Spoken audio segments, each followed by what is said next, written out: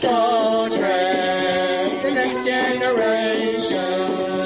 You love throughout the nation. You're my favourite show. Was in every episode you're lucky. You don't have to wait for buses. You just step into the transporter and off you boldly go. Mr. Wall's my favourite person. We are the Org. Our mission is to assimilate Star Trek The Next Generation, Star Trek Deep Space Nine, and beer. Lots of beer. Hello, friend. Hello. Welcome to bOrgCast 1114. Before we get stuck into tonight's excitement, we have some... Last time on Star Trek Deep Space Nine. Becky Black on the Twitters pointed out that Spock did the great disturbance in the Force bit before Star Wars ever did, back in Immunity Syndrome, which I rewatched. Oh. I haven't seen it in ages and forgotten just how good a story that one is. It's really good. But yes, he feels a great disturbance thanks to all the Vulcans dying. Spock, how can you be so sure the Intrepid was destroyed? I sensed it die. But I thought you had to be in physical contact with the subject before. Doctor, even I, a half Vulcan, could hear the death scream of 400 Vulcan minds crying out over the distance between us. Not even a Vulcan could feel a starship die. Call it a deep understanding of the way things happen to Vulcans. I'd like to be able to delay this more, but I can't think of another reason, really. So let's roll trailer, Errol.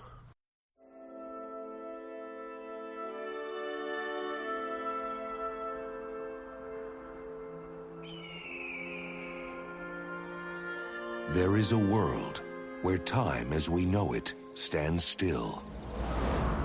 Where every moment is a universe in itself. But what if the existence of this world and its secret to eternal youth was threatened? What if those entrusted to protect it... In 6 hours, every living thing in this system will be dead or dying. ...are the ones who would destroy it. Who the hell are we to determine the next course of evolution for this people? I'm acting on orders from the Federation Council. And the only hope for its survival... If a court-martial is the only way to tell the Federation what is happening here, I welcome it, Admiral. ...is for one captain and his crew to commit an act of treason. Lock and load. Send down an assault team and take them by force.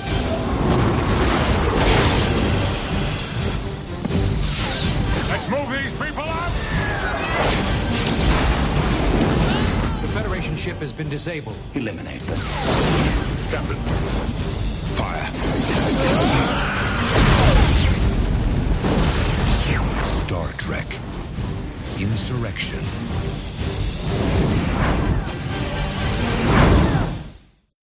So for Star Trek Insufferable. I've got a bit of an intro. Okay. Yeah, Michael Pyler wrote this. Thank you, Michael Pyler. Starting with a premise based on the Heart of Darkness-like trip up the river to find an elixir of youth. It went through, I think it's fair to say, a tortuous development, thanks to studio bods and actors continually asking for changes. Specifically, Stewart wanting more action and romance for the captain again, once more proving he didn't really understand what the point of Picard was. And Spiner, who wanted Data to die. Clearly he didn't get his way on that just yet, unfortunately. There was a plan to have Q in the story, but that never got anywhere, which is a shame, because they could have done some interesting things with Q on a movie budget, and it would have felt more like Next Generation as well. Yep. The full story of writing Insurrection is available in an unpublished, thanks to Paramount, novel by Pyler called Fade In. Which I've read. Yeah, it was briefly put online by TrekCore.com, but they were made to take it down by his widow, who as recently as 2016 was still talking about getting it published. I mean, clearly I couldn't support getting hold of a copy, less than legally, but I'm sure anybody with a small degree of resourcefulness could. It's a fascinating read. It's one of only 2 Trek films not to feature any scenes on Earth, the other one being Star Trek Beyond, which you've still yet to see. Originally it was going to involve the Romulans, as so many Trek movies before it were, but yet again they were dropped as it was felt there wasn't anything new or interesting to say about them. See the next film for more on that. The shortest of the Trek movies, although it doesn't feel like it. Marina Sirtis admitted to falling asleep during the premiere. And it's nearly 20 years old, debuting in the US in December 1998. So, get us started, Anne-Marie. Right. Cue twee music. Oh, yeah. And annoying fucking twatty children that look too much like Anakin playing in haystacks. Hooray! Hooray. Star Trek goes rural. Yes. Yes, the main kid, Artim, is played by Michael Welch, who played a young Jack O'Neill in Stargate SG-1. And was also in the Twiglet films. All I want to say is... Silence the child or send him away! It's all very hipster, isn't it? It's all old-fashioned and artisan, and they probably serve their food on blocks of wood. They probably do, yes. And Backwoodsville is an impressive-sized set, it has to be said, but everything looks newly built, doesn't it? And it all fucking looks fake as well. Yeah. I mean, like, the grass is fake, it's just crap, and... Oh, and you've got all these twee scenes of irrigation and farming and other rural bollocky shit. And it's 100% white, so it's racist as well. Yep. It's kind of like the American dream of some people who don't understand things like advances in medicine. Yeah. So it's full of cocksuckers who should die. Guess which side I'm on. Oh dear. They're being observed by the Federation, who clearly aren't complying with GDPR. Yeah. There's phaser fire from Data, who, along with Starfleet, is invisible, and then his head is visible, and then he makes his whole self visible, and then he fires at the observation station to make them visible. Yeah, so we've got this. Suddenly Starfleet have invisibility suits. So why do we never see them use these again? And why the fuck are they not using them against the Dominion? Yeah, I mean, that'd be a great tactical advantage, wouldn't it? Yeah. It's just nonsense. I mean, the amount of power it takes to cloak a ship, yeah. And here they are being able to wander around invisible. It's just so much of this is bollocks, though. Yeah. We meet Gallatin, who's the sonar who's in charge of the duck blind operation.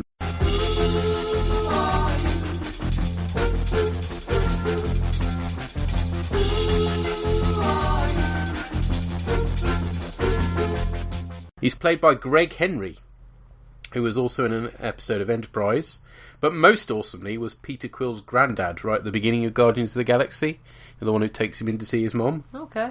And he reappears in the Earthbound scenes in Volume 2 as well. He's a favourite actor of James Gunn. He crops up in several of his films. Okay. Then you're on the Enterprise, and Deanna is helping Picard to learn some lines while they're in dress uniforms. This is the first time we see the ones that have been shat on by a bird. That's one way of putting it. Yes, the new style dress uniforms to match the new style First Contact uniforms. I quite like the ones that have got the blue that most of the crew wear. The one that's all white just looks silly, but there we are. Don't like them. Look like bird poo. And yeah, they need all the allies they can get due to losses to Dominion. It's the only... the Dominion features here and there. Yes. As mentioned. It's name dropped. And it highlights a huge problem with this. Because it does rather suffer from Marvel Movie Universe syndrome, doesn't it? If you think about it, where's the Enterprise in the midst of the Dominion War? Yeah. Why haven't they turned up on to defend Deep Space Nine? Where have they been all this while? I mean, to an extent, obviously they're rebuilding but First Contact afterwards. Why aren't they getting involved? Yeah. You forget the Enterprise is out there, presumably twiddling its thumbs. I mean, they could have been part of the attempt to recapture Beta Z. That would have made a good film. Yeah, could at least have got a mention. Yeah, and it would have given Troy some emotional investment as well. Yeah. Hey ho. Oh, and there's lots of funny lines. Yeah. Funny inverted commas. And it's like, they've only just become warp capable, there's a disparity, we shouldn't really be letting them into the Federation yet, kind of, but we're desperate kind of thing. Which goes to play out later. Anyway, then you meet the sort of vaguely sluggish things. Yeah, these will crop up again in Deep Space Nine, although just the makeup, the species name isn't referenced. Evora. We all adore Evora. Not so much, yeah. No. And then you get sort of... They're really... there's other cultures they've come along, and Picard's been interested in their rituals and their diplomas, whatever, and he's just a patronising cunt over these. And he's... It doesn't ring true to me for Picard that he's not happy and begrudging over what's effectively a diplomatic mission. Yeah, that's his kind of bread and butter, isn't it? Yeah, to me, that's not Picard. Sisko, absolutely, Sisko would be making half of these comments. Yeah. You know, if you were putting Riker in that situation, possibly. He actually says at one point, doesn't he? Anybody remember when we were explorers? And it's like one of the main things about being an explorer is meeting new races and you used these to do all the stuff. diplomatic shit, hence learning all the Klingon for the Klingon Civil War stuff and things like that. You know, somebody's forgotten what Picard's like. And Worf is there because reasons. Yeah, and you don't get to hear the reason why he's there because they haven't got one. Yeah. Understandably, Dawn wasn't happy with the random way he turns up, but I guess he was happy enough with the paycheck he was going to get, so he didn't make too much of a fuss. There was going to be a reference to Jadzia's death, but Rick Berman ordered that cut. Why? Because he thought it would confuse moviegoers. Oh, fuck off. Oh, no. Because if the thing is, there could have been a reference to Jadzia's death in a way that, you know, he'd come to join the Enterprise to be with the closest thing he had to family. Yep, they could have quite easily given that as a reason. And I think that was the original plan, and Berman stamped on it. So Berman's a fucking cunt. And then you got Geordie's implants are hurting him, or something, and he looks a bit weird with them. Don't you think he looks a bit weird with them? Yeah, I think it's just because we're used to seeing him with the visor. Yeah, could be. And then you got Admiral... Is it Doherty or Dougherty? Come on, tell me who are you? 'Cause I really want to know.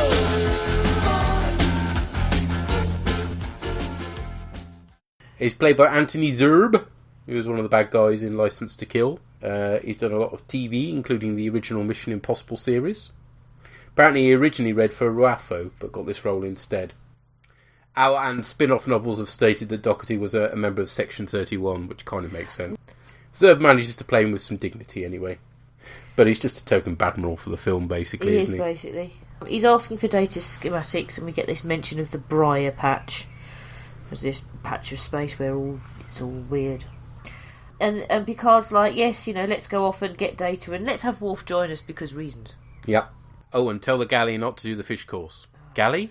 They have a galley now? On the E, presumably. Why? It's just... They've got replicators. Why do they need a chef and a galley? Because replicated food doesn't taste as good. It's been established in the series that the only people who care about that sort of thing are Klingons because they like their food to be alive. Well, no, Picard mentions it because he has that conversation with his brother about wine and other food and stuff, doesn't he, when he goes back to France? Uh-huh. So Picard is aware of it as well. But the reasons for Worf joining, again, you wouldn't have had to have inserted that if he'd been given the proper reason for being on the ship in the first place. Yeah. Because he would be there anyway. Plus, they've got too many characters as it is. It would have made far more sense, actually, if he hadn't been in the film in the first place. Yeah. So they wouldn't have had to come up with a crummy excuse. And the main bit that he does, which is the getting data back business, and that could just have easily been Geordie. It didn't have to be Worf. No, it didn't. But if you're going to have him in there, then let him have a proper reason for being there. Yeah. And then you get a scene of hideous plastic surgery. Yes, aboard Ruafo's ship. Now it's time to get anal about spaceships. Woohoo! I can't get too excited about this as a spaceship, I'm afraid. It's apparently based on a combination of a piano and a horseshoe. So, wow. And what we get is basically nothing particularly distinctive about it, really. It's not helped by ILM being unavailable for the effects, thanks to something called the Phantom Menace. Never heard of it. The effects were shared between two companies, and they were mostly achieved through CGI, mostly. They're also crap, mostly. Yep. Well, the Briar Patch looks good. I'll give them points for that. But all the ships lack depth and definition. It's very early, cheap CGI, basically, and oh dear, it's not good. Well, I'm not sure when Babylon 5 aired, but they seem to be on a par with Babylon 5 ships, which Babylon was a TV series and a few years before this, at least 10 years before, right at the cutting edge of CGI, yes, when it was just beginning. Whereas this, it's been established, but they need more time to properly generate the...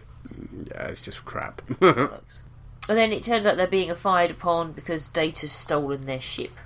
And then you've got a scene with Troy and Riker where she's putting her hands around his neck affectionately.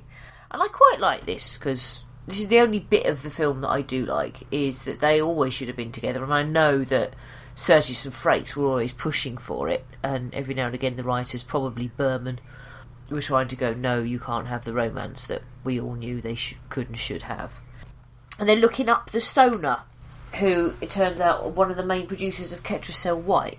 So why are they... that makes absolutely... It's like, oh yeah, we've got this Dominion War thing, we need to tie it in somehow. I know, they could be producing Ketracel White. What, they're selling it to the Dominion now or something? What? Yeah. Makes no sense. This is all happening in this library scene, which originally was a lot longer, and it had Max Grunchick in it. Alright. As a trill. It's a deleted scene that's on the Blu-ray. There was also a scene shot with Quark holidaying on Baku, but the film's never surfaced. There's just been a couple of still pictures that exist of that one. Oh, and Riker and Troy would discover apparently that the Sonar were becoming physically weaker and unable to procreate, hence using slave races to bolster their numbers. So that would mean their motivation was more than just vanity. So kind of shame we lost it, and you know, it explains why we've got these other species that are alongside them that they've conquered, basically, because they're not able to do it all that they used to be able to do. So you've got the Tarlac, which are the sort of the leonine ones, and the Elora, which are sort of Triceratops-like. But they're a very late addition to the story, and to be honest, it's a bit of a waste of time. They're just there, nothing's explained, so... And also, surely doing business with people who are producing Ketracel White should have been raising questions at the Federation Council much early on. Makes no sense. I mean, yeah. Because at this point, the Dominion War is going on, isn't it? They're in the middle of it, aren't they? Yeah, supposedly. Yes. So then Worf oversleeps and hits his head. And then you've got, what's his face, the Sonar twat, and Admiral Dougherty. Ruafo? I think it's him. Yes, played by F. Murray Abraham. Yeah, because the other one's called Gonad or something. Gallatin, I think. Yes, no, Ruff is played by F. Murray Abraham.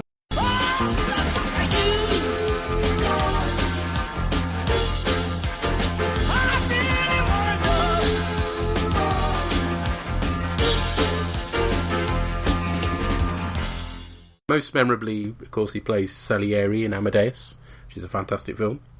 We've seen him more recently in the Grand Budapest Hotel, which is great in that as well. He is. He's also in Inside Llewyn Davis, so to speak, and The Name of the Rose, which I've not seen in a long while. Well, it's been a while since I've seen that. It's a good film, that. Apparently, he had so much fun in this, he said he would be happy to have only appeared in Star Trek movies for the rest of his career. Well, not too many options there for him then. And one of those is Nemesis. Though he did describe acting under all that makeup as being like making love in the dark, apparently. Which is possibly more than we want to know about his sex life. If IMDb is to be believed, apparently Patrick Stewart originally wanted Brian Blessed to play the part, which would have been something, wouldn't it? Wow. And they are friends, so it kind of makes sense. Yeah, they are friends, so... And it would have meant that Blessed then would have appeared in all three of the Holy Trinity. Trek, Doctor Who, and Star Wars. Blessed's in Doctor Who? Yes! Ucarnos! In Trial of the Time Lord, which we don't watch very often because it's rubbish. Yeah, you're right. And then you've got... I don't know whether you're supposed to believe that Picard's just saying this to get them off his back. I'm not sure. You've got this scene, and it's like, you know, it's your android, you know, we've got to terminate the android.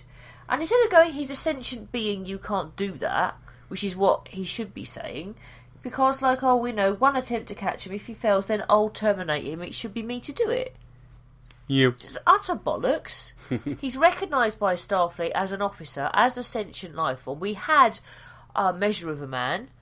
Yeah. I think your initial assumption that it's just Picard trying to stall and get hold of him, and then he's just saying that to get them, persuade them not to get involved, I think is the answer. Because otherwise it's horribly out of character. It is.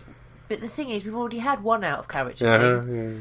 And the film's shit, clearly written by a twat, so... Well, it's not written by a twat, but it's written by somebody who was, when you read the book, under so many pressures, being pulled in so many directions, that, you know, it's no wonder it ended up as an earthly mess. Yeah, I'm not sure that there's necessarily a good film trying to get out here. Well, the whole thing about a race that's all about, you know, wanting to stay young and stuff, that which was his launch for it, that has some virtue to it, and the idea, you know, quite a sort of dark Apocalypse Now type film of a journey up the river, that would have been good as well, but none of that made it to the final script, so... So then you've got Worf and Picard in a shuttle going after Data, who's firing at them. Yeah, so you got Data in the scout ship, which basically exists just so that you can tell the difference between it and the Type 11 shuttle that Picard and Worf are in. And also it means that it's sort of designed so the pilot's clearly visible as well. It's a sort of amalgam of the Defiant's enclosed warp engines and a runabout, basically. The actual set that Data's in is a redress of the Class 2 shuttle in Voyager, you know, the one with the pointy nose. It's relatively distinctive for a shuttle. No? No. No, okay. And then, yes, Worf and Picard are just in a redress of the runabout set, unsurprisingly. So they try and beam him out, and that doesn't work. So let's try Gilbert and Sullivan. Yes, because that's what Star Trek needed. Yeah. And he's like, Picard goes to the call, you know, do you know Gilbert and Sullivan? I like that. He's like, no, I haven't met all the crew. And he's like, why the fuck would a Klingon know Gilbert and Sullivan? Why would anyone in the 24th century know Gilbert and Sullivan? Well, that is another argument as well, yeah. Let alone one from a completely different fucking planet and culture. Oh. So then unnecessary singing ensues. Yeah. The distraction means they can clamp onto his shuttle. He's in custody. They beam down to the planet supposedly to rescue the team, but they don't need rescuing. It's all a sanctuary. You know, they're not being held against their will, which is fair enough. I understand that. It's like you need to disarm yourselves. This is a place of peace. But then they go, oh no, we tried to fix his positronic matrix and we couldn't because we have abandoned technology. It's like, oh fuck. If you've abandoned technology, then you don't have the necessary tools, so why did you even try? And it's like this whole, we're going back to nature to abandon technology. You're abandoning modern medicine as well. Apparently. Increasing your mortality rate. I bet they're a load of fucking anti-vaxxers. They probably are, yes. They'll all fucking die of measles. And, we believe that if a machine does the work of a man, it takes something away from him. Yeah, unnecessary fucking effort. That's what fucking machines are for, you fucking dipshit. Yes, what, are you so bad at sex that your wife bought a vibrator and put you out of a job? Oh, no. And we got Aneej, who's the one that Picard has... I need your love. Yeah, possibly. Played by Donna Murphy, who was a voice in Tangled. Ooh. In the Bourne Legacy, and also the dire Spider-Man 2 that everybody else in the world seems to like. Hey-ho. Okay. She's 462 or some other such bollocks. Something like that, yes. Funny enough, the actress manages to be 20 years younger than Patrick Stewart. But, you know, he's only into older women, Picard says. It's just another fucking bollocks. Yeah.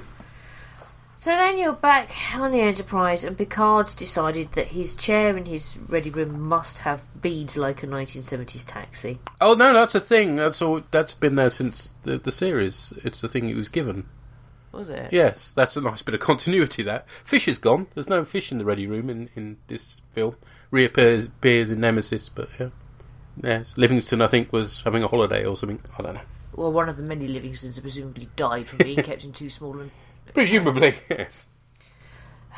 And then you've got Riker turning up in Troy's quarters and saying, I need counselling. Should I lie down? And in a way, it's kind of sweet. And then they kiss, and she goes, yuck. And then she goes, I never kissed you with a beard, which is a fucking lie. Fucking lying bitch. I do have plenty of pictures of her kissing Riker with a beard. Yeah, it's season 3, isn't it? That's just one instance. There are several. Yeah. So, yeah. This was written by somebody who supposedly knew the series. It's written by somebody who's got whatever it is that's called a phobia of beards. And then you've got they're researching sort of why Data malfunctioned, and basically he was shot at, and so emergency overrides took over. So they're trying to get to the bottom of this. It's like, well, who shot at him and why? So they're then saying, how much do you remember?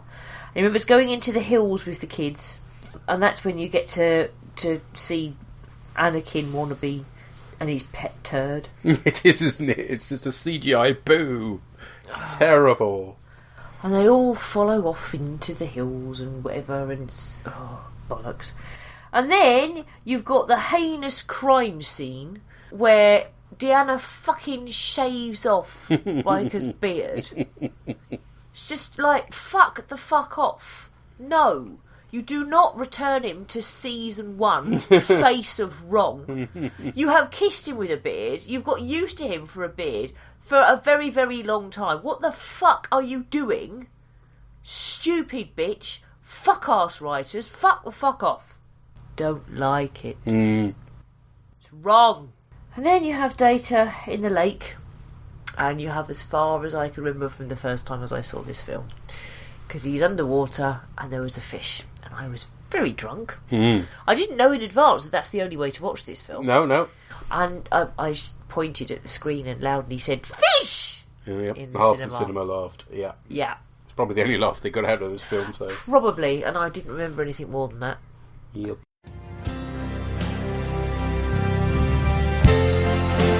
Where are we now? Where are we now?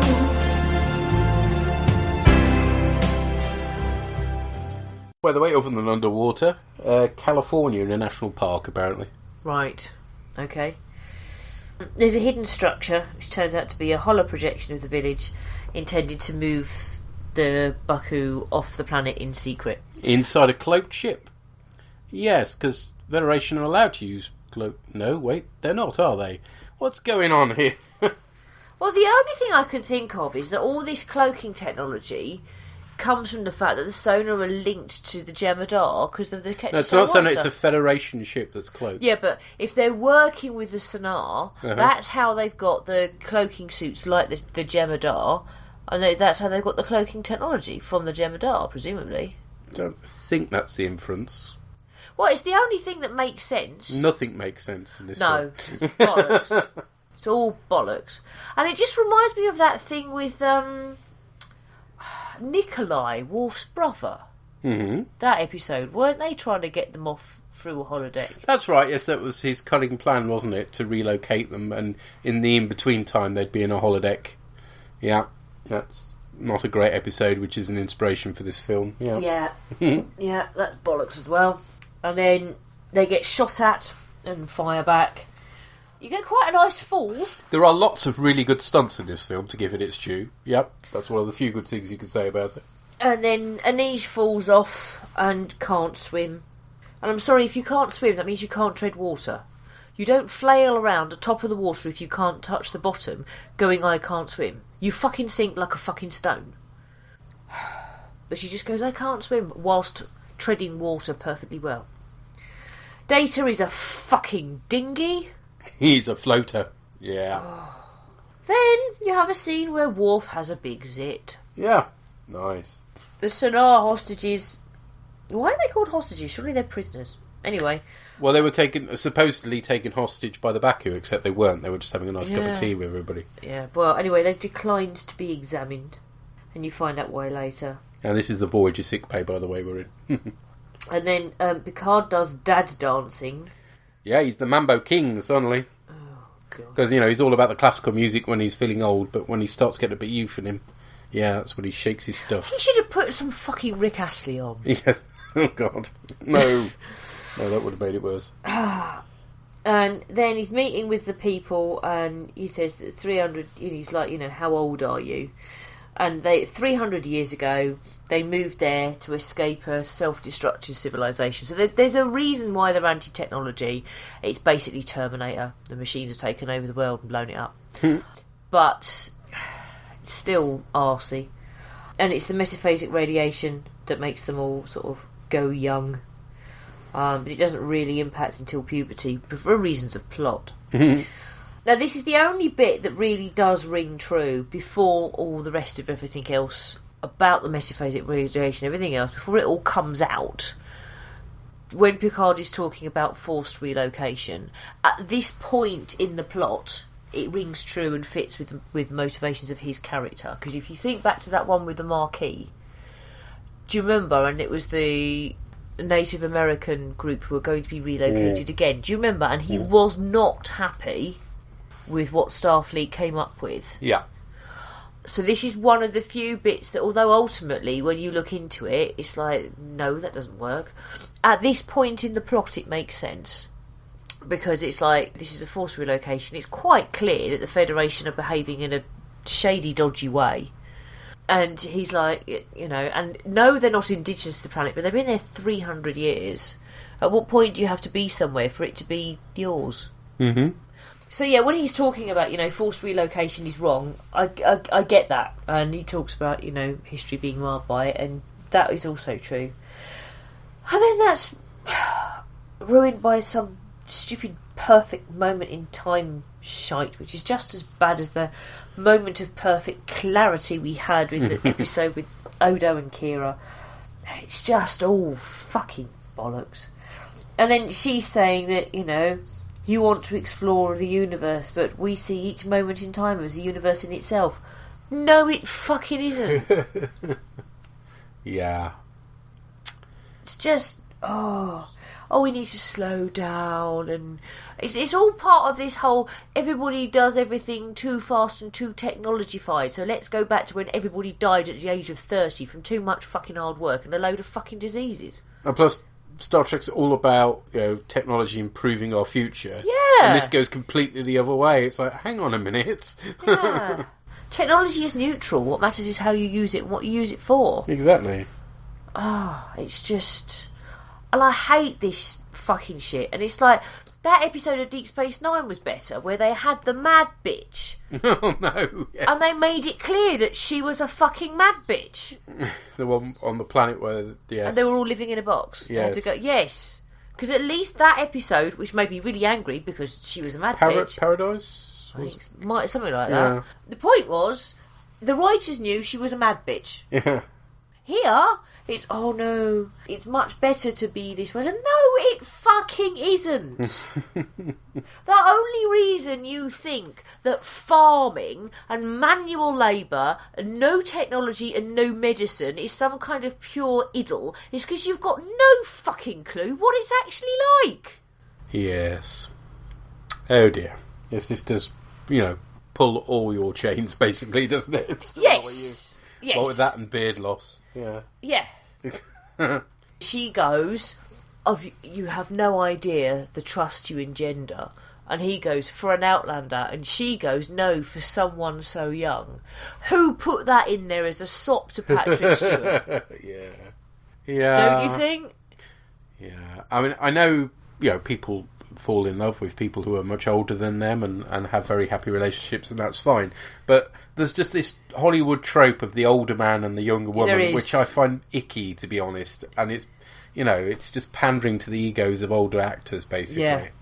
And yeah, when you find out there's 20 years between them and that reality, like, Well, there's more than that between Patrick Stewart and his current wife. Well, yes, indeed. But there we go. Right, shall I take it over?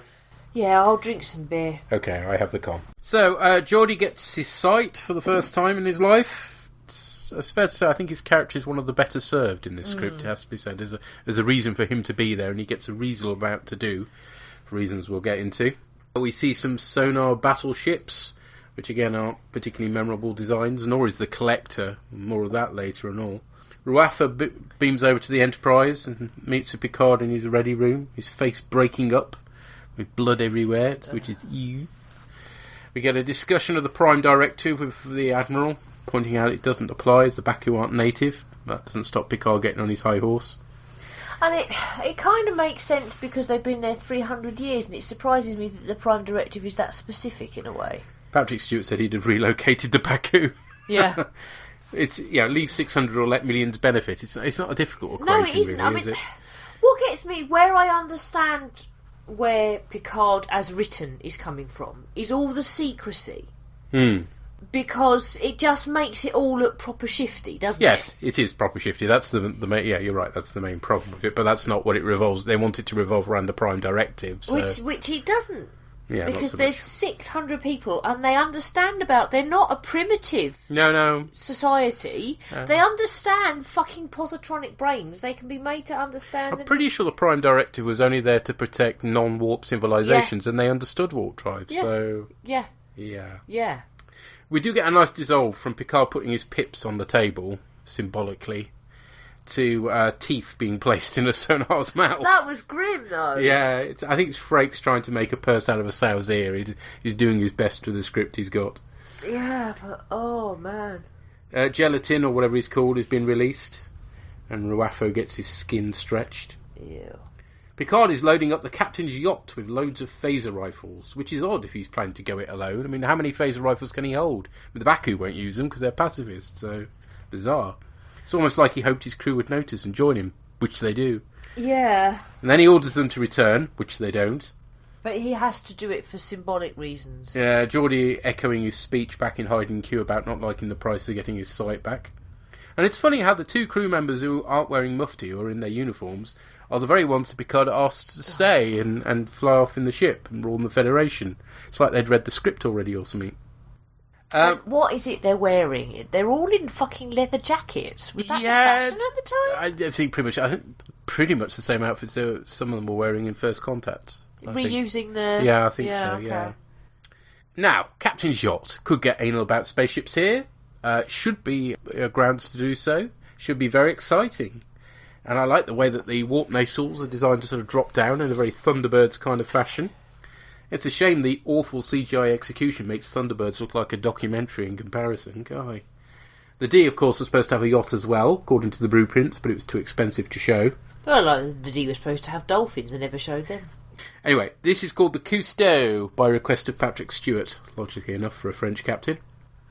It's designed to be used for longer cruises than the shuttlecraft, so it's bigger and more luxurious. And in a deleted scene, it was destroyed in this, and it's not seen on the whole of the E until the next film, apparently. Not that you can really notice it. Mm-hmm. Anyway, they've beamed down, and apparently there's a mineral in the mountains that will prevent people from being beamed off planet, so Picard and co round up the Baku for a hike. They've also set up transport inhibitors around the village, which is just as well, because then a bunch of sonar shuttles descend upon them. These are very naff designs. They look like rejects from Stargate SG-1. They probably were. There's some impressive explosions as the shuttles fire on the villagers who are fleeing with their llamas. Yes, llamas. Yes. They're a thing on every planet, apparently. Yes. And I just went, llama, llama, llama, llama. Yeah, well, it'll make one of our feedbackers happy anyway. There won't be much else that will, I'm sure.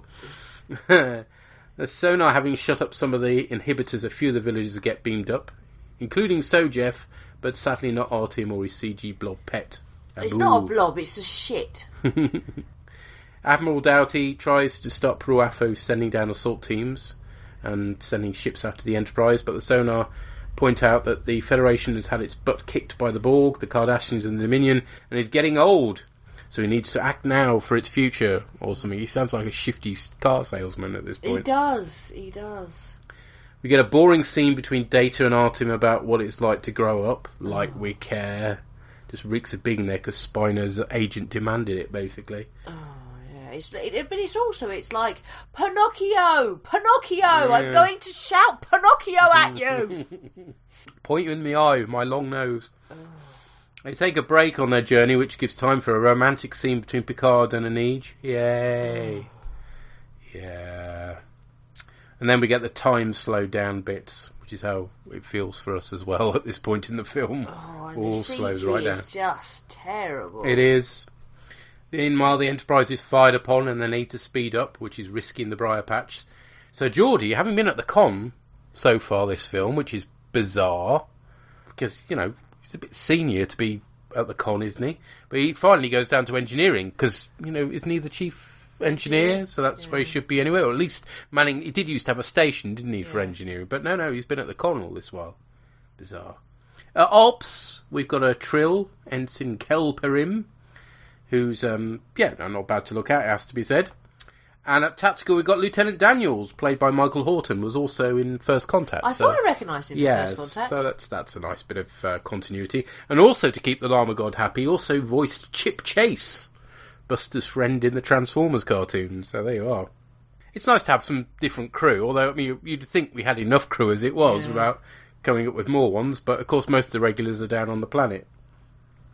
Speaking of which, we get an embarrassing conversation between Crusher and Troy about their boobs firming up. Like, that's what the fuck you talk about if you found you were getting younger. I mean, yeah. Fucking hell. You are if the man's writing the script, I suspect. Yeah, that's totally what it is. Yeah. Because men, when they write about women, obsess about tits. Yeah. Women generally don't. We have other things that we're more likely to be stressed or talking about, like hair, for example.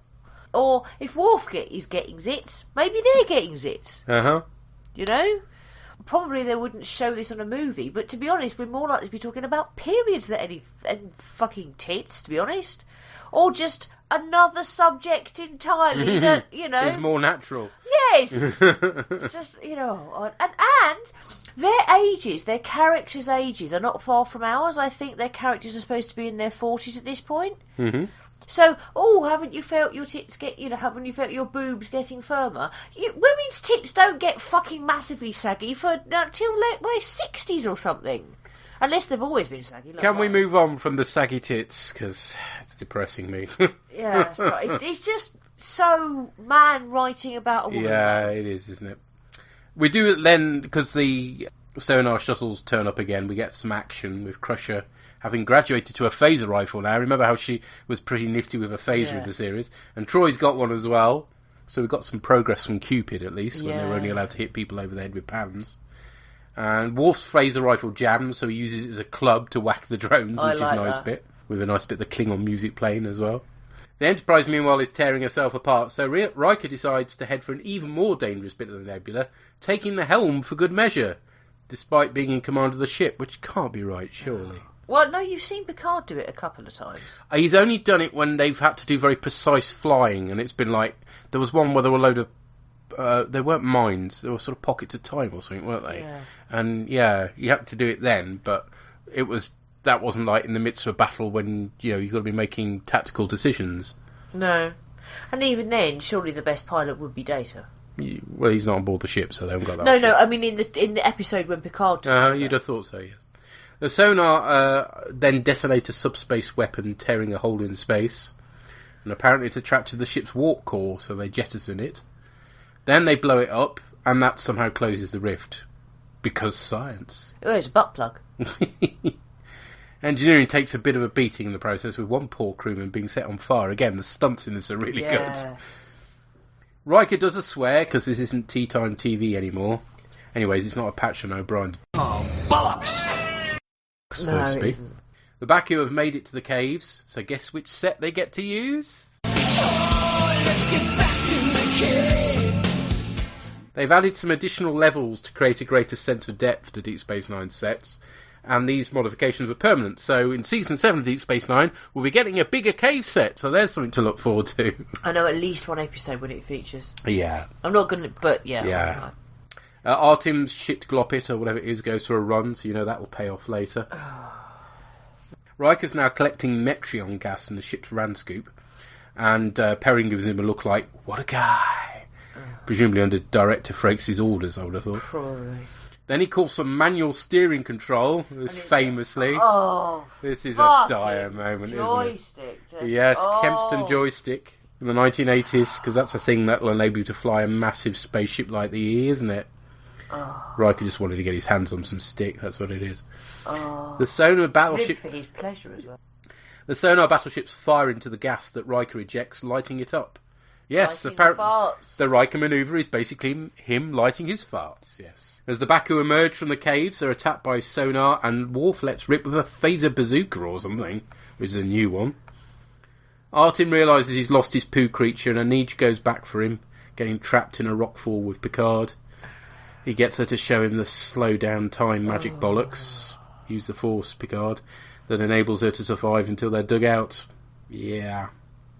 Crusher discovers the sonar are genetically identical to the Baku, which, besides shooting a few drones, is all she gets to do in this film. There's another phaser battle with the drones, and Picard and Anij get beamed up to Ruafo's flagship. He threatens to kill all the Baku by strangling them on the planet, whilst the Collector is switched on, which makes beaming them all up a pointless exercise, surely. Yeah. Picard challenges him with the fact that he'd be killing members of his own race, and apparently the young sonar were exiled from their race for wanting to be like other races, so they're no doubt left with her. It's so unfair. In the plastic surgery room, Ruafo gives Doughty the terminal facelift, which is a grim effect. It is, yeah. On the bridge, he tells Gallatin to put the Federation captives in an unshielded part of the ship, which seems all very Bond villain, doesn't it, a way of disposing them. He even has a finely upholstered command chair. He just needs a white cat and he's away, isn't he? The Collector opens up its sails in a cruddy display of CGI. It's terrible. I mean, it's even worse than the bloody Bajoran Solar Sailor, isn't it? Yep.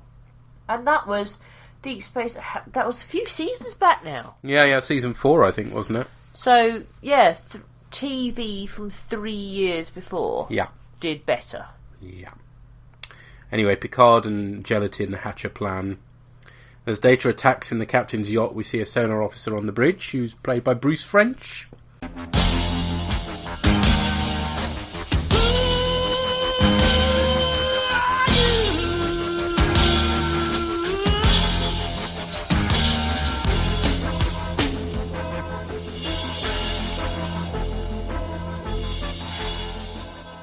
He was the Betazoid assistant to Nora Sati in Drumhead. Remember him?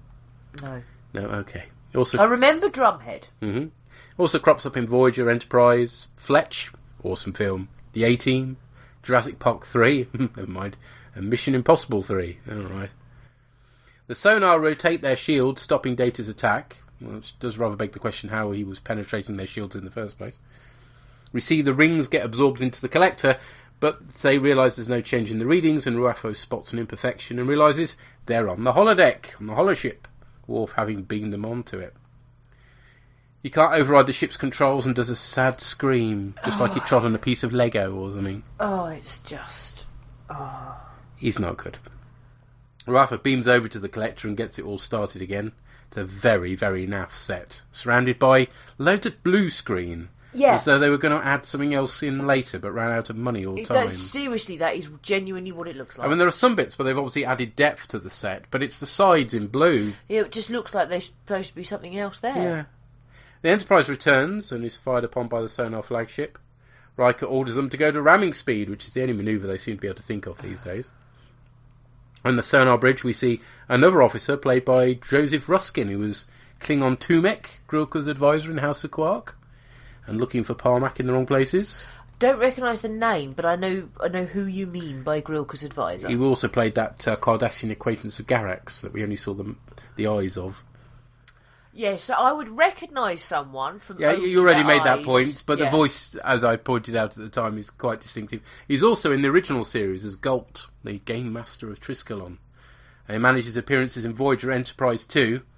It's a bit of a shame, really. After a long TV career, he died in 2013, so he won't be able to appear in Discovery because, otherwise he could have ticked all the boxes. Bless him. Instead of the Enterprise crashing into Rafo's ship, they fire at close range, which is a bit of an anticlimax. Oh, and the effects are fucking awful. Appalling.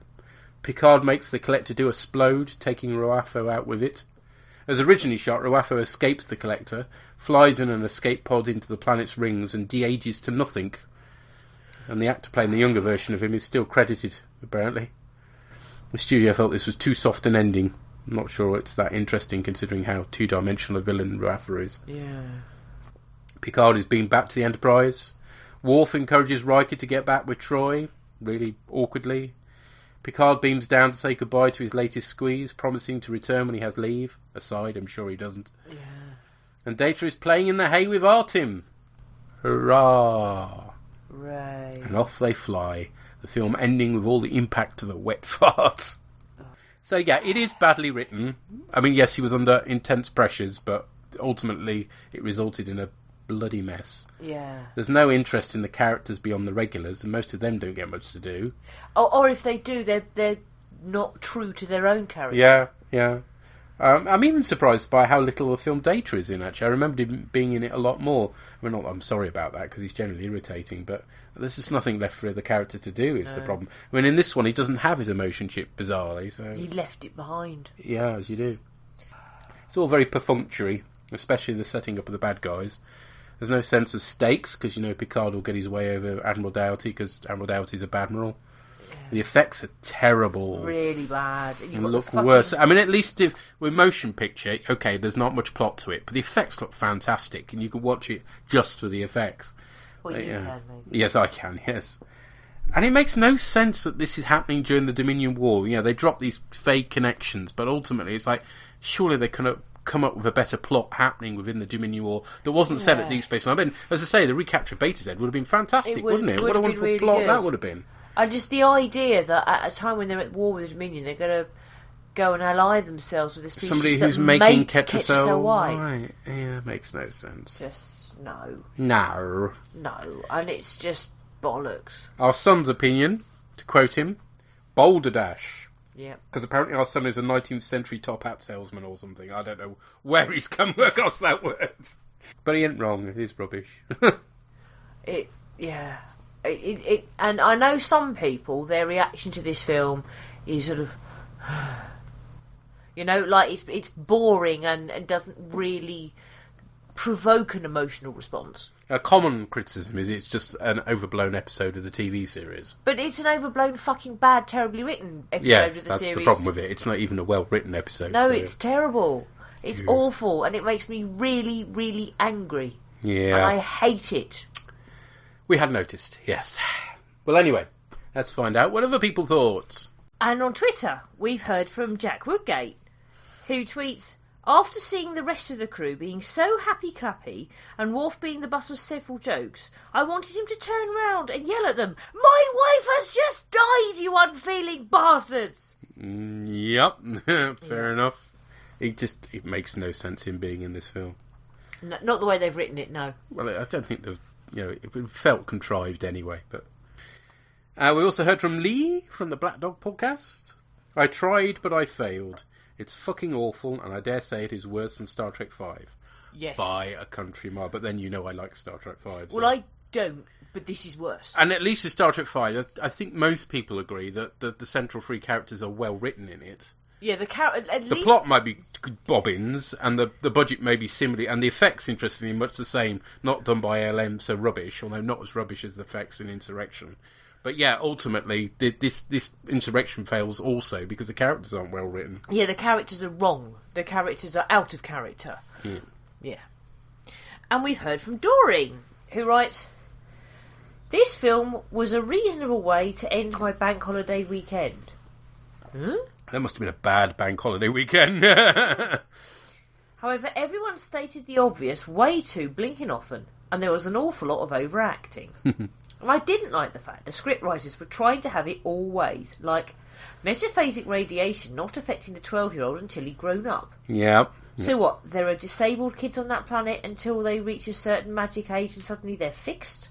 What on earth would that do to one's self-image? Well, no, there are no disabled people on that planet, because there are no black people on that planet. It's all fucking eugenics, isn't it? Yeah, I think what she's making reference to is the fact that Geordie was healed. But of course, if you were born blind, you'd still be blind until you're old enough for it to kick in, you see. Oh, I see what you mean. Yeah.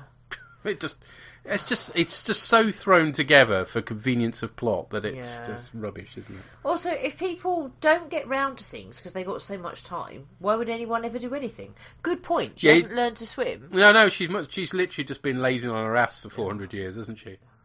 Well, yeah, it's kind of appealing, but doesn't make for a good film. No. This is what's so wrong with curiosity and questions. Yeah, they're all asking. It's like, no, we don't ask that by that freaky guy. Yeah. Having said that, I sort of enjoyed watching this. Maybe it was being back with the Next Generation crew after a bit of a break. I could kind of get that, but they're not really the Next Generation crew, apart from Geordie, who is well written in this. Yeah, he's good in this, yeah.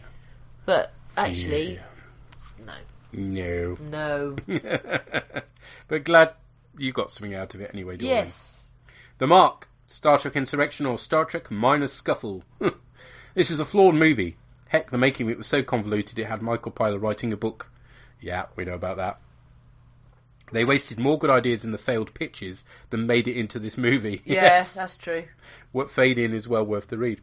And it's got some real flaws, like the title sells us on an epic conflict, but we get a pair of shitty new races, we get Data going mad, and the magic slow time effect, Klingon puberty, Data's boobs question, and a 2D flight stick for a 3D space battle. Yes. Yeah. Or, we know you don't care why Worf's here. As for the massive moral stupidity, you know what scene we never saw in this movie. Doughty says to the Baku, hey guys, if you were to move to another planet, yes, it would end your immortality, but it would mean medical advances and breakthroughs for billions upon billions of people who are at war to keep the galaxy safe from guys who will murder you. What do you say? And the Baku would say, nope, sorry, fuck all those billions, we prefer to live forever. Yeah. You would have made it hard to root for the Baku, huh?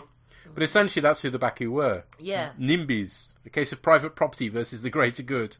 On the one hand, you have the Space Amish, who got to this planet first and have claimed it as their own. On Normally we'd expect Picard to lecture the space Amish on how greedy and self-centered they're being and keeping their property all to themselves. But no, he's on the side of the woman he wants to screw. Yeah.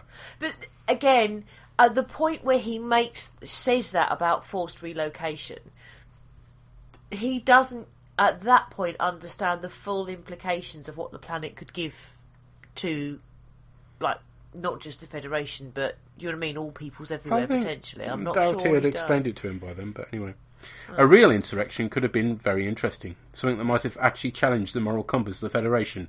But 2/3 into the film, it becomes clear that Picard's actions will ultimately be unquestionably heralded as the right thing by the Federation Council. Seems a little too much like the easy way out. Yeah, just a bit. Just a tad. Especially with the Dominion War going on, that would have been a perfect reason for the Federation Council to say, screw ethics, we're steamrolling the planet, and set the stage for an actual Picard versus Starfleet rebellion, or set the crew at odds, but not going to happen. No. It's little more than an okay TV episode made as a movie. But yet, despite all these flaws, I like this film a lot. What? No, that's not true. I love this film. It's a damned enjoyable movie. I will now go to the Brig of Shun. I don't need security to take me by now. I know the way. Oh, the Brig of Shun, okay. That's bizarre, isn't it? Point out all the flaws and then say, but actually I love it. But there we are. Well, that's possibly me in Star Trek 5, though, so yeah. Who am I to criticise? And although I don't have it with a Star Trek movie, I like, for example, Ice Pirates. I like... yeah, that's bad. I like Red Sonja. It's not exactly great. What other terrible? Those are amusingly bad. This isn't amusingly bad. This is just bad. There's nothing particularly amusing about it, sadly. It's frustrating. You sit going, why are they getting the effects wrong? Why are these characters not written properly? Why does the plot make no sense? It's Yeah, I think what I'm saying is that you could do, for some of the terrible movies I like, Mortal Kombat Annihilation, for example. Yeah, well, the effects are bad. Yeah, and the plot makes no sense. Yeah. And, I can put myself in someone else's shoes watching Mortal Kombat Annihilation and looking at me going, and you like this movie? Yeah. And I like it because it's bad, and it's difficult for me to explain why. But for me, it's bad. It's amusing because the acting is so bad. The plot is just even. It's not trying for coherence. I mean, Pilot was trying to put a coherent plot together here, and he failed for various reasons. But yeah, but Mortal Kombat Annihilation is just a group of scenes that somebody thought would look cool. Yeah, but so I just think that on the basis that there are enough terrible movies that I like, I think we all have our own. I kind of, although this isn't one for me, if that's where the mark's coming from, I think fair enough. And there's that phrase guilty pleasure, which some people don't like, but ultimately the definition of a guilty pleasure is a film is actually not very well made, but you still enjoy it, and that for me is the definition of guilty, which is fine. And you enjoy it, but you also know that it's a bit good. It's like going for a McDonald's, it's not good for you, but you do enjoy it, so you do it. I don't, but yeah, I do, but anyway. Different things for different people. Yeah, I mean, there's plenty of bad food that I like, so fair enough. So yeah, I guess that's where I'm coming from. If it's your guilty pleasure, the mark, it's not mine, but I understand the concept. And we've heard from Ol. Yes, because it's Next Generation, so we get feedback from Ol. Ha! So that's one good reason to cover Insurrection, anyway.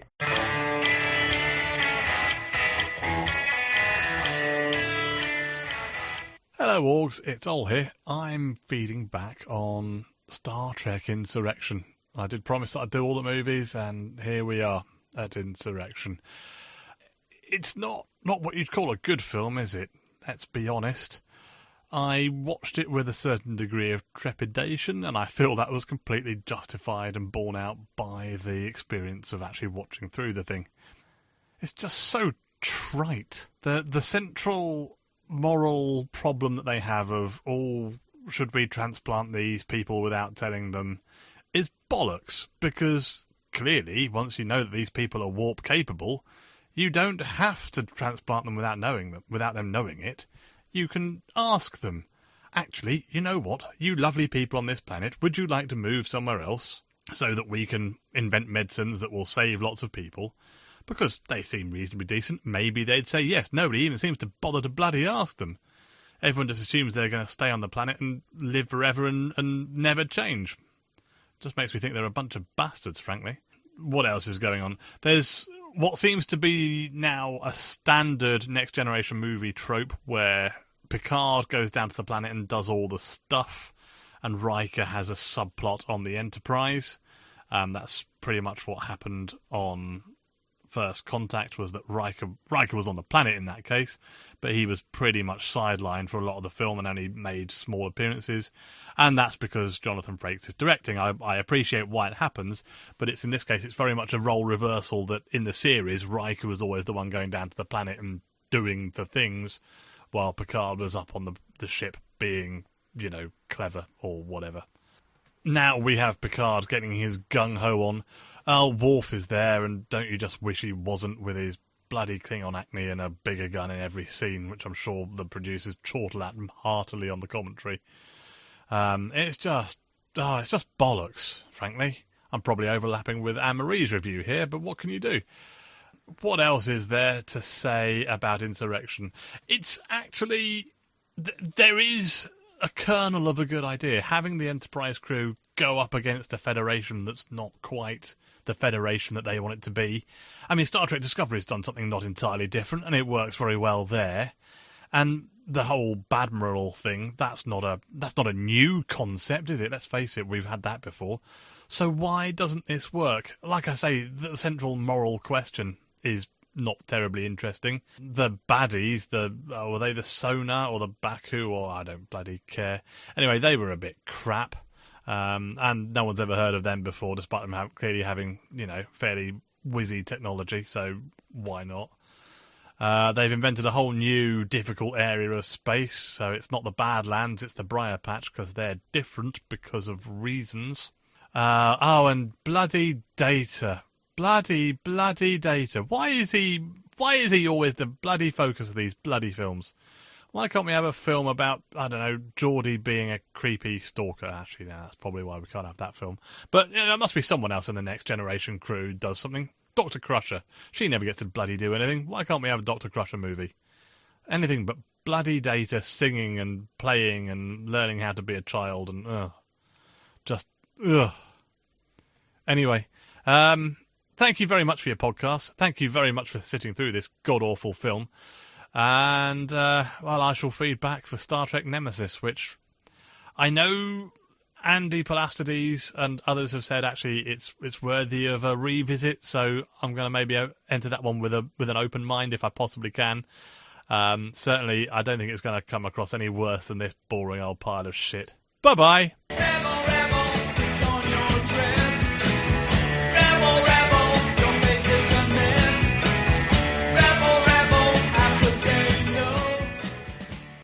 Top tune, thank you, sir. Thank you. Yeah. Yeah, I mean, Data wasn't in it as much as I remembered, I must admit. But where he was in it was bollocks. It was, yes, that's true. I don't think I want to watch Geordie the Creepy Stalker. No, that wouldn't have made a good film either, but yeah. But a focus on either Troy or Crusher would have made a welcome change. Because there's quite a lot, potentially, we could learn about them as characters. And you don't even have to do that. I mean, the great template for this, I always think, is Star Trek 4, where they actually they all have a role to, and to a lesser degree, actually, First Contact as well, at least gives mostly... Crusher perhaps less so, but everybody gets a job to do. Oh, Troy gets more, doesn't she? Yeah. In First Contact, but Crusher not so much. I mean, in this film, like you say, Crusher, literally all she does is she makes that genetic connection and she shoots a phaser rifle a couple of times. Troy, she looks up stuff on the internet and shaves off Riker's beard. Heresy. Riker, as you rightly say, he's a bit busy behind the camera, but he does at least get to captain the ship for a bit, so that's kind of interesting. Geordie gets the most to do, arguably. Yeah. Of the minor characters, and then it's primarily about Picard, basically lusting after his, that's the bit that is the most bitter pill to swallow. Just like, oh yes, Patrick Stewart, Picard's all about chasing the women and the action. And no, he isn't. No, he never was. It's just The thing is, it wouldn't be un-Next Generation for there to be a romance that comes from nowhere and goes nowhere afterwards. But that shouldn't be a plot driver. No, definitely not. But there we go. Let's find out what our good friend Andy from The Great Derelict makes of this film. He thinks he's not going to like it much. Greetings from the Great Derelict. Just wanted to send a quick bit of feedback into Star Trek Insurrection. The challenge here is to keep it under 5 minutes because I have views on this film. Many views. If people want to hear my views in their entirety, I suggest the Imperial when we're there for a drink, or maybe I'll do something at some point. But yes, this is a film which does. This is the worst Star Trek film, and I include Into Darkness into that. Bear with me, folks. Bear with me. Into Darkness at least elicits a reaction from me. The reaction is anger, but it does elicit it. This film is pure and utter meh. This is a film where it's quite obvious that no one in the production could be bothered doing. I don't know if this is a case of coming after Star Trek First Contact. I can't speak today. Coming after First Contact, was this a case of, you've kind of peaked too soon? Anything you do after that is just gonna, be a bit of a letdown. It's just a morose sense of... There's no ambition to the film. At least Star Trek V had them going to find God. Not saying it's a good film, because it's not. Not saying it succeeded, because it didn't. But at least it had ambition. It tried to do something. All this film is an embarrassment. As I said, none of the cast are taking it seriously. The effects are unfinished. The whole sequence with the collector towards the end... Those blue screens were supposed to be grand vistas over space, but they ran out of budget or just plain couldn't be bothered to finish putting the effects, and they just left it as it was. It's trying to be this funny kind of light-hearted, almost Star Trek 4-esque film, but where Star Trek 4 worked because it was a fish out of water. The cast were playing it straight in a abnormal situation. I mean, this is just another day at the office for these guys, and they're dancing around and singing Gilbert and Sullivan songs, and come out wherever you are. It just they're completely out of character, which does feed into my theory that Picard screwed about timelines in First Contact. But go and listen to the First Contact episode of the bOrgCast for that. But yes, no, this is definitely the worst Star Trek film, I feel, for those reasons. The whole story underpinning it, that we should give up technology, it's so anti-Star Trek. It so goes beyond what Star Trek is about. I don't really know what was going through their minds when they did it. And quite frankly, just addressing that thing, I think Starfleet's absolutely right in telling the Picard to piss off. I mean, they weren't native to it. Okay, they were there first. You probably could have spoken to them and just said, hey, we can save a huge amount of lives with this. We'd like to negotiate something and, try and figure something out here, rather than just trying to up them and do them. But it's not like the Baku themselves have got an innate right to the planet, at least outside of we were here first. I mean, you get into the whole kind of colonial rights things there and everything like that, but it's just... I don't even think there was a core nugget of a good idea here. You see, Nemesis has its problems. We'll speak about those when you get to that. But at its core, it had a nugget of a good idea. Insurrection doesn't even have that.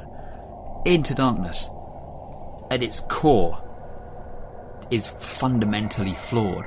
But it is at least trying to... and it fails. But it's trying to look at a relationship in a different way, through a different lens. Again, need to emphasise, it failed spectacularly. But Insurrection, it just has nothing. It's like they just decided we're making a film, and they just went through emotions with no clue, no rhyme, no reason, nothing behind them.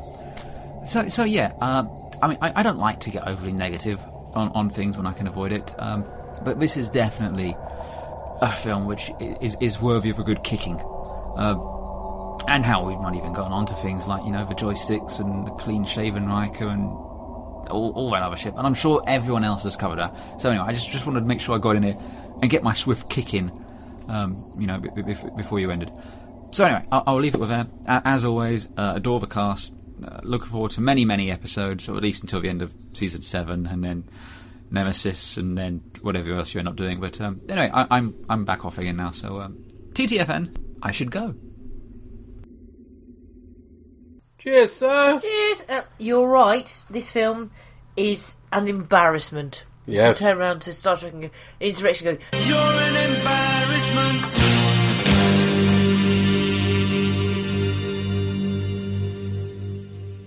I think that may be our play-out tune, actually. Yeah. Yes. Yeah. So those blue screens are supposed to be vistas of space. Well, that would make more sense than just blue screen. I mean, the blue screens clearly were wrong, weren't they? Yeah. We noticed that. Yeah, they were. And yes, giving up tech is very anti-Trek. It is, absolutely. It's a mess because Picard screwed with the timelines in First Contact. Well, at least it would explain why it's a complete fuck-up. And I can't speak for Darkness because I haven't seen Darkness, and I'm still not going to see Darkness, but this is definitely the Insurrection is the worst of the Trek films that I have seen. Yeah, I've got no argument with that. There were llamas in this. Did it make the llama god happy? We shall find out.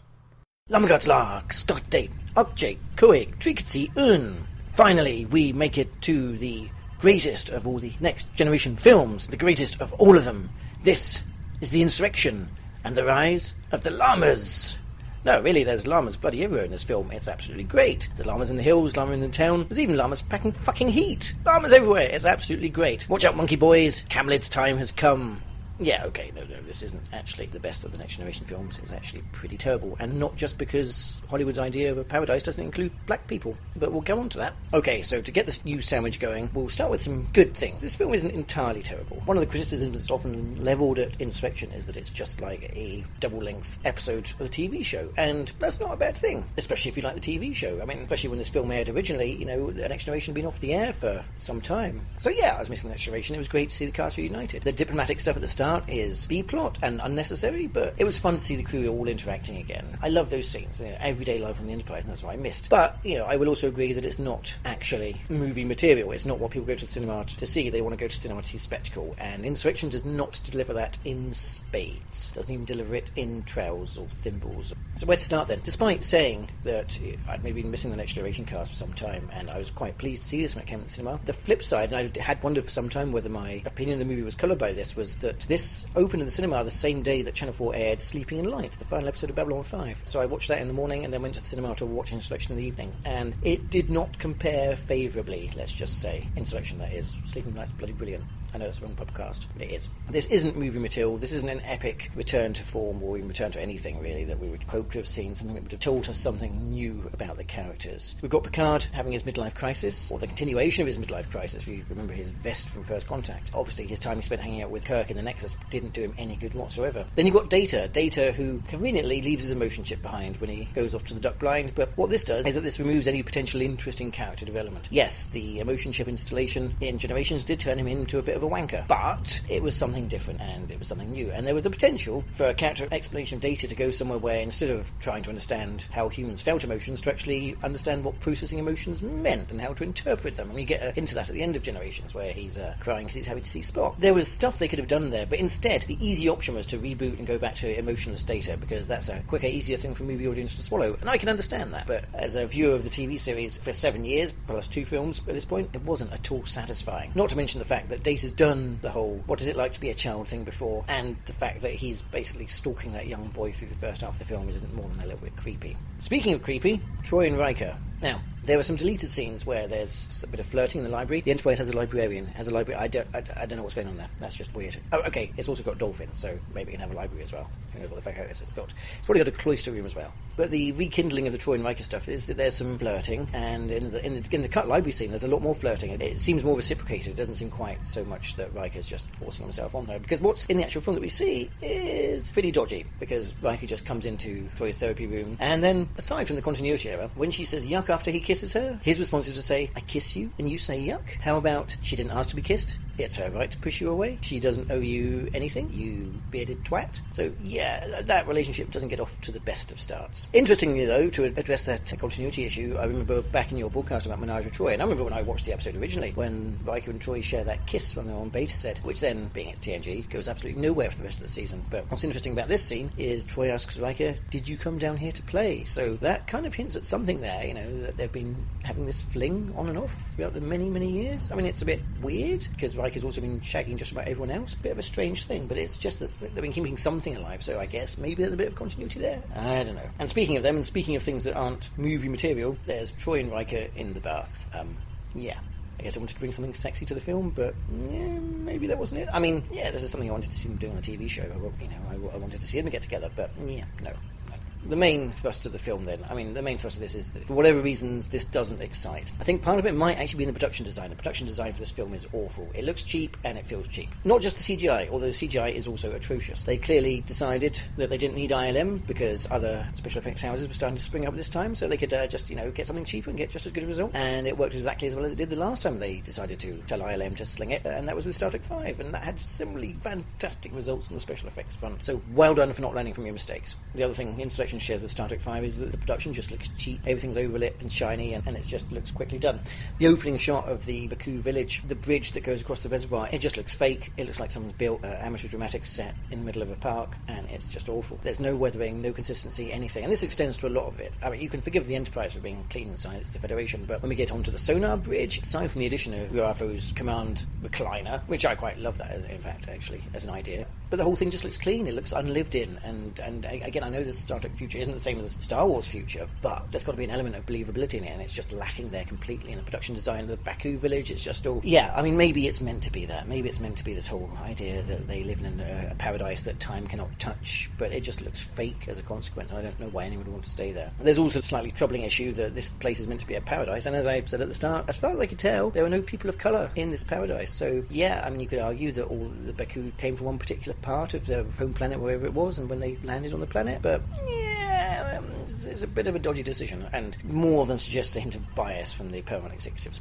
As to the Baku village, it's interesting to see. I will be slightly fair on this one. I do remember hating them because they turn their back on technology, but of course they do have irrigation systems and all that, so that, doing metal work, and so that is technology, but they do actually say they don't use advanced technology, so at least they're going to get away with that one. But the whole thing, this film is called Insurrection, and really it's not Insurrection, it's not Picard standing up to the Federation. I mean, this does showcase Starfleet being the bad Starfleet that we've been getting more and more familiar with in Deep Space Nine, but if Sisko had encountered this, he would have been shooting a lot sooner than Picard was. This is just a minor disagreement. This is not an insurrection, and the drama definitely feels forced and flat here. Even the jeopardy of the Baku, none of it actually rings close to home. Maybe it's because they're actually trying to forcibly relocate a group of white people as opposed to, say, Native Americans. I know the Next Generation did that already, but the fact it seems also whitewashed and faked anyway removes any sense of jeopardy, I think. And speaking of jeopardy, the action is also tedious. So I imagine you're going to relate into the starship fight because of the special effects and because of Riker's middle-aged midlife crisis joystick-grabbing moment, but we'll ignore that. No, what I want to concentrate on is not only do they get the special effects horribly wrong, but they also get the science of Star Trek wrong. Here we go.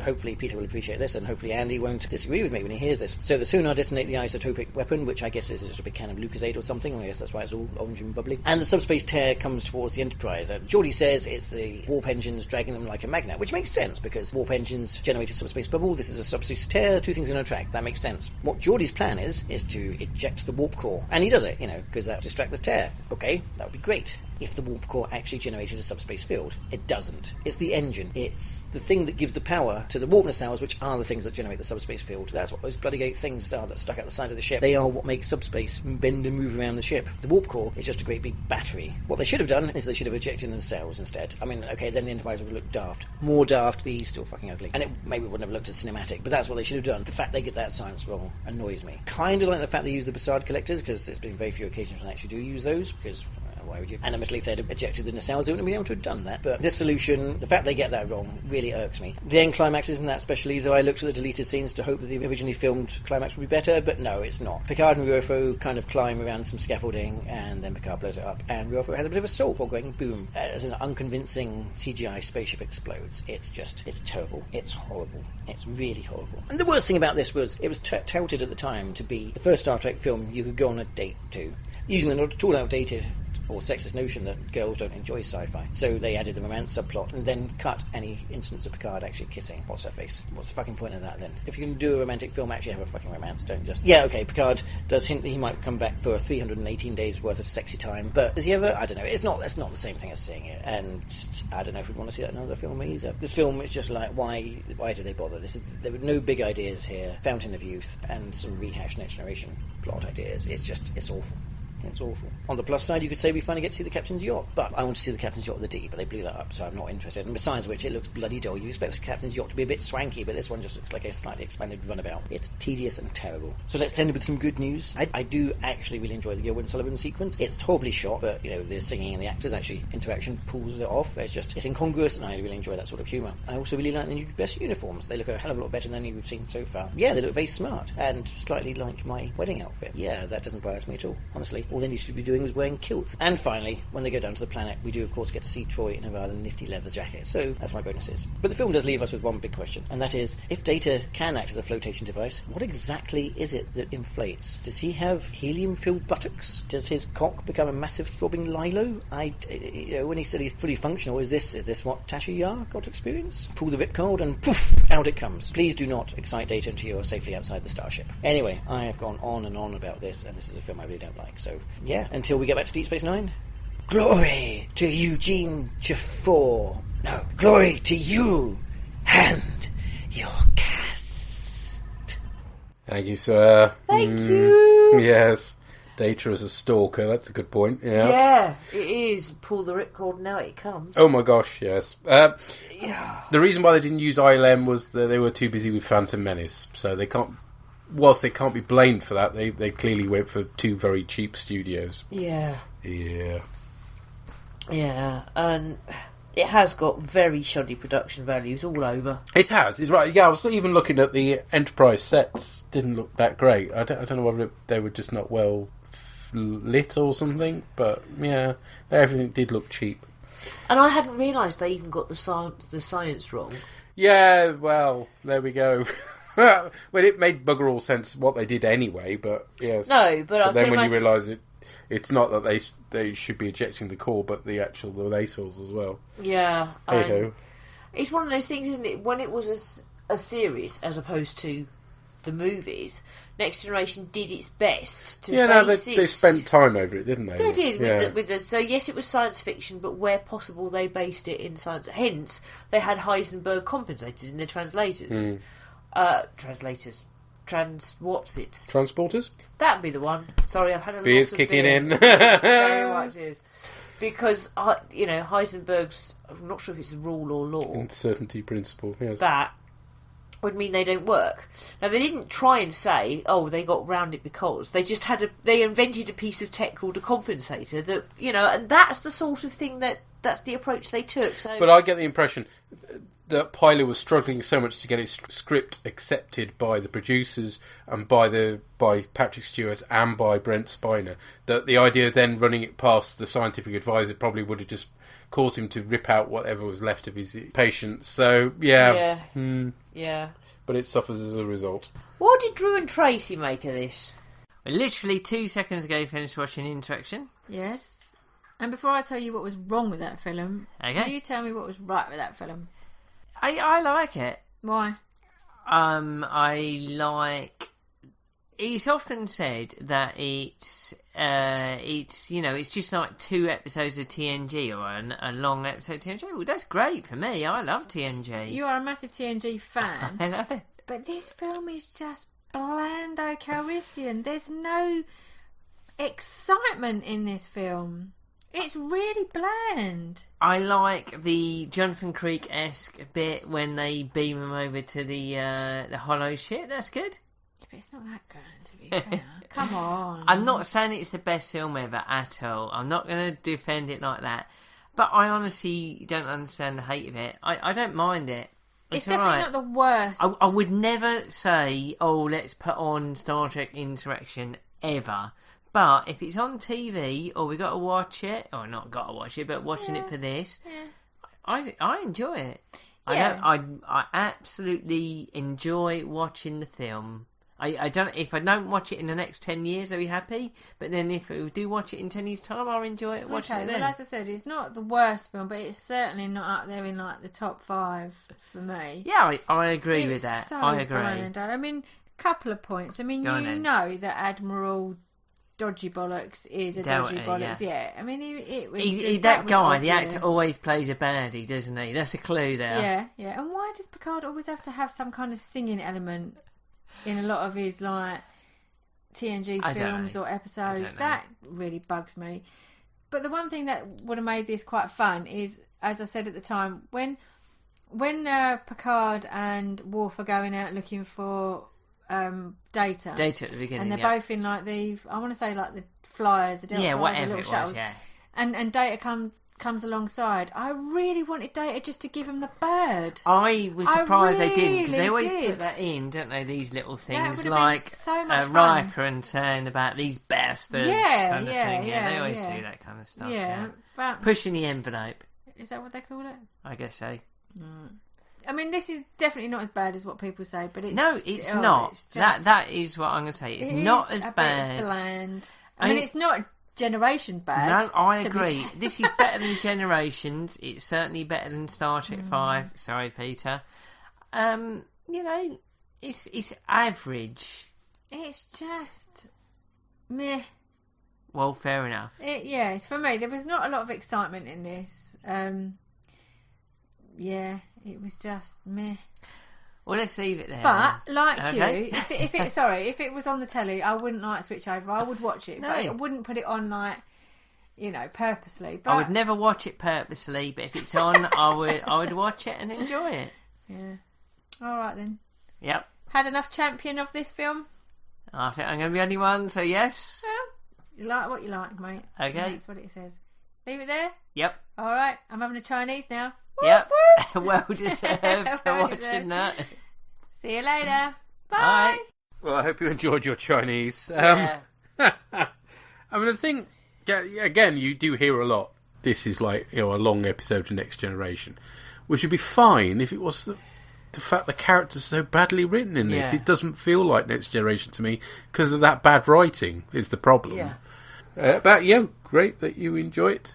Yeah, but the thing is, with Generations, you just fast forward the Nexus. Yeah, there are bits in Next Generation, in Generations that I enjoy. And it's interesting that these two are linked because both Generations and to a lesser degree Insurrection, you've got timey-wimey bits in, haven't you? Yeah. Which is never a good plan. I generally think because plot tends to suffer a lot when that happens. But anyway, yeah. Well, hopefully, at least you now understand the hate. Yes, exactly. We've listed plenty of reasons why we don't like it. If you don't agree, that's fine, and if But you enjoy it still, but yeah. hopefully understand why we don't like it anyway. Yes. I much prefer Generations to this. Yeah, but again, it's a bit like comparing just eating a turd with a shit sandwich. It is a little. Generations at least has got some bread. that for me, that's where you're going with the comparison. This Lursa and Baitor, isn't it, basically? So anyway, let's not go back in time, let's go forwards. Finally, we hear from Purry. Hello, Orgs. Purry here to talk about Star Trek Lost Direction. Sorry, Insurrection. Easy to get the two mixed up. One's something that's limp and disappointing. Yeah, sorry, bad joke, but better than most of the stuff in the film. So, my thing with Insurrection is I'm not sure I actually hate it, but I couldn't say I like it. I don't think it actually does enough to generate any form of emotion. It's kind of like eating cardboard or Rivita. I mean, you don't hate Rivita. You don't take a bite and go, blah, this is disgusting. You go take a bite and go, am I eating anything? There's something in my mouth and I'm chewing it, but I'm not deriving any emotion from it whatsoever. There are some good bits. I liked the ambition of the effects. I liked how they were trying to do things like have, the two sort of shuttlecraft swinging around each other. Okay, it's not what we normally get from Trek. We tend to get big ships moving slowly, but it was nice to have them doing things in an atmosphere. There's some lovely beauty shots of the Enterprise E in the Nebula. That one where it's coming into the Briar Patch and you've got kind of the shadow coming off it. Probably doesn't make much sense scientifically, but it looks damn pretty. The visual humour, not that sort of looks and that sort of thing work quite well. They raised a chuckle, but a lot of the humour doesn't. I'm not sure here whether we're going for a Star Trek 4 vibe or whether they were going for something serious, and I don't think the scriptwriters knew either. Patrick Stewart's always worth it. He's doing the best with some very bad material, but I think the criticism I've got of this is mainly that I think what we have here is something that would make actually a pretty decent 45-minute episode. Aside from the fact that you've got to consider that Picard is also a massive hypocrite because he's suddenly going, we can't relocate people, when he was doing that in Season 7. because of a treaty. But there you go. Maybe he's learned. You could say he's grown as a person. But if you can imagine this as a standard, in the middle of the series episode, you have them called to a planet. Maybe not because Data's gone nuts. We didn't need the Who Watches the Watchers duck blind. But we could just have Picard gets called to a planet where the Starfleet's going to, he discovers Starfleet's going to move people out because the planet's got brilliant healing properties, and has to stop them. And it would be done mostly as discussions, arguments. There'd be a Badmiral there, which we get, but hopefully someone better. Dougherty, I thought, should have been a better character than he was. I'm not wanting him to be a moustache-twirling evil man. I thought we should have either got someone who had more of a by any means necessary, or they're protected. The Federation's at war. We do get reference to the Dominion War, although they all seem to be talking about it like it's over. Miscommunication, maybe. But they've got these issues with needing allies, so that makes perfect sense. And we have. And he could be preserve the Federation by any means necessary, almost a Section 31-ish attitude. Or you could have the idea of someone who's got in over his head. So someone who thought he was doing the right thing and is having to make we could see him making the little compromise that eventually started turning into, almost the idea of how someone goes from being, a simple administrator into someone who, is sending hundreds of people to their death. And all because he thinks he's doing the right thing. I think they could have done a lot more with what we get as someone who just comes across as ineffective. So yeah, like I say, the humour is mostly flat. The side plot with Data's creepy. A lot of the crew just seem to be faffing about. It's kind of like Picard's working his way through the story, and everyone else is just mucking about in the background. I'm not even talking about the Quick Shot 2 joystick. Nope. No. We're not having it. It's as wrong and inappropriate as Riker's chin. And I've mentioned before, Riker's chin is wrong, should not be seen, ever. This is why Riker has a beard. Now, the other thing, and it's probably something rather silly that bugs me more than it should, and that is the whole time-altering thing. So, in a way, having the Baku having an inherent ability to... if you wanted to keep it in Trek beyond, obviously in other series you could just say it's magic or super science, but you could give it almost the idea of they speed up their metabolism. I think we've seen things in other sci-fi where someone can kind of accelerate themselves so that everyone else appears to be standing still, and they could then, in a fight scene, they could run around and do super kung fu, or, they can observe things happening really slowly. Weird crap CG hummingbirds and that sort of thing. But here, it doesn't make sense, because when the lady who Picard fancies, and again, the characters didn't make much of an impression, is dying, Picard slows down time, which, if we could slow it down for them locally, that's fine, but everything around them slows down, so surely that just means she's going to die faster. That didn't make sense. Also, so Picard has now apparently learned the ability. Now, we don't ever clarify if it's unique to the planet. As far as she says, it's just something you learn, for being hundreds of years old. So, can Picard now shout, "Flagship, halt the flow of time"? Because if he can, there's a whole load of plot holes in Nemesis where you could have said to Picard, just halt time. Stop the flow of time and escape, because, it's going to be a major problem. So yeah, that's probably the thing in this film which annoys me the most. The rest of it's just bleh and bland. And there's a core of a good story there, but it's really padded out with a 45-minute episode padded out to over 2 hours is one of our main problems. So yeah, it's not that I hate this. And I do have a pet theory. I'll be interested when we get to Nemesis, because one of my thoughts is that the latter Trek films, TNG films, get a bad rap because if you're watching them in a big watch through, you're kind of a bit done in by that point, and you're getting a bit sick of it all. It's kind of like eating a huge bowl of chocolate, and by the end you're kind of going, oh, I can't really cope with more chocolate.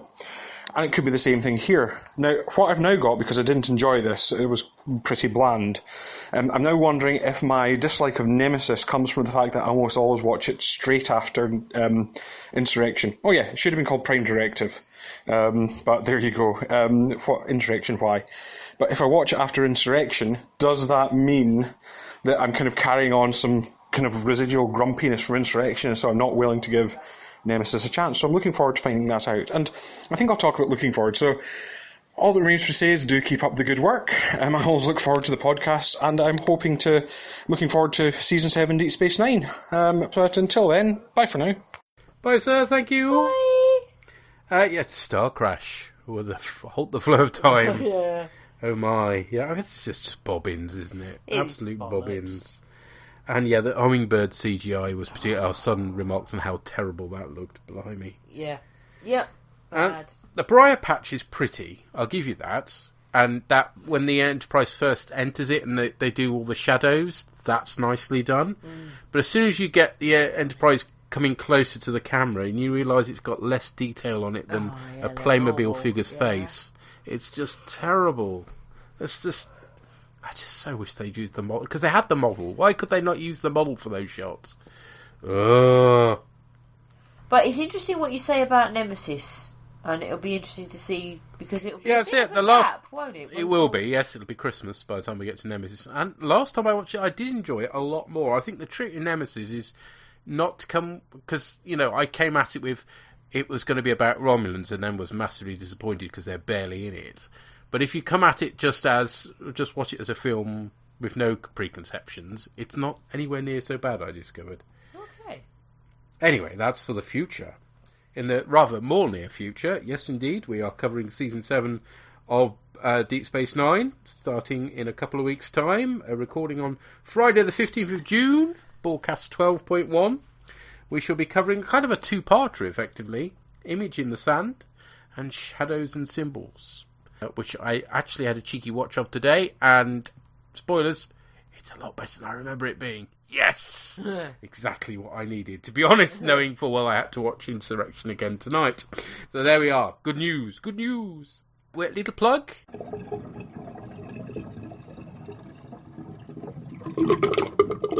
For our friend Dave Probert has started a new podcast, The Happy Place. Yes. Where he gets guests on to talk about 5 things they really like. Yes. Which is a splendid idea, and that's on iTunes and Libsyn, so do check that out. Well worth catching. He's also guesting on the latest Great Derelict, talking about Blake 7. Oh, a fantastic series. Yes, it is. Wonderful stuff. So, yes, we'll catch you next time for the first couple of episodes of Season 7 of Deep Space Nine. Until then, cheery bye. Bye-bye. Was an intention that was overlooked. They say stay away. Don't want you home today. Keep away from our door. Don't come round here no more. Our dad don't wanna know. He says this is a serious matter. Too late to reconsider. No one's gonna wanna know ya. Our mum, she don't wanna. She says, I'm feeling twice as old. She said, thought she had her head on her shoulder. 'Cause I'm feeling twice as older. Music at the beginning of this podcast was written and performed by Adam Buxton and is used with his kind permission. All music referenced is for illustrative purposes only and no copyright infringement is intended. Find our website at bOrgCast.libsyn.com. And we have a YouTube channel as well. You can find the bOrgCast playouts on Spotify for your listening pleasure. Visit our Tumblr site at bOrgCast.tumblr.com, where you'll find images accompanying the episodes discussed in this cast. Send emails or MP3s to bOrgCast@gmail.com. Or you can contact us via Twitter on rev_org or bOrgCastAmmo. #bOrgCast. You're an embarrassment.